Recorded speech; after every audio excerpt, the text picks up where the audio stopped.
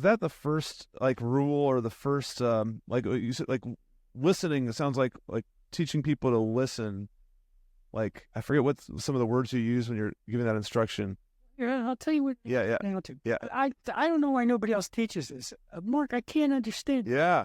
Because this is like it's the first rule of speaking that nobody knows. You go to Toastmasters and they don't tell you this because they don't. Tell it into the microphone. This seems important. Tell it into the microphone. Yeah. Relational presence. It took a while to call it relational presence. I'm only present relationally to you. And the whole idea that makes Speaking Circle go, the whole mystery or mystique about it is so simple. When you're in front of a group, be with one person at a time, not just occasionally, not just looking around, but really be with one person at a time and see them so they feel seen.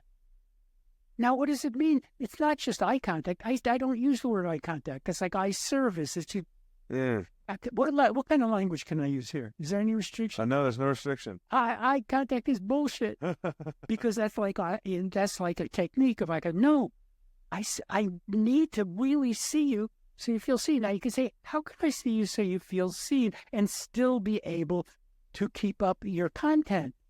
The thing is, first be in a safe place where you can be with one person at a time without having to make any sense, without having to speak, being able to take pauses, but be in a place where suddenly you are practicing the one person at a time, not caring how it comes out.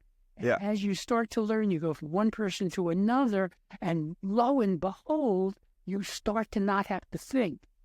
You start to not have to go up or down, or because your muscle of presence, the listening is drawing out your content. It's not that you have to get up and not know. It's not like I'm asking speakers to not have content or something to say. You sort of know what you know, but when you've practiced the muscle memory of being with one person at a time, you begin to think with them rather than I have to go here to think. Yeah. Go here. And what you just did it's kind of like almost a natural thing that happens to beginning public speakers, right? Like you almost do like a look inward. You can like look inward. It's a weird expression, but you kind of almost mimed it, right? Well, you could call this the inner game of public speaking, like the inner game of tennis. It's an inner game of being comfortable with yourself. And Mark, I have to tell you, I'm not comfortable with myself most of the time in the world. Oh yeah. But give me a group. Yeah. Yeah. It could be with you. It could be with you. I can breathe. I don't have to rush. Silences are wonderful. Pauses are magical. In fact, in my new book, which you were either asking me about, right? I talk a lot about the magic of the pause, not as a technique, but as a natural stopping to let the audience catch up, to think on your feet without leaving your listener. And you practice enough. The reason everybody wants to be that way, it gives you magnetism and charisma. But to get there, you need to practice, not just Toastmasters or practice your speech. It's like stand-up comedians. What do they do when they become comedians? They go to open mics. They go to 100 open mics. Until then, they're not good. None of the great ones were good right away. Well, maybe one of them. I was there when Robin Williams did his first open mic. He didn't get one laugh.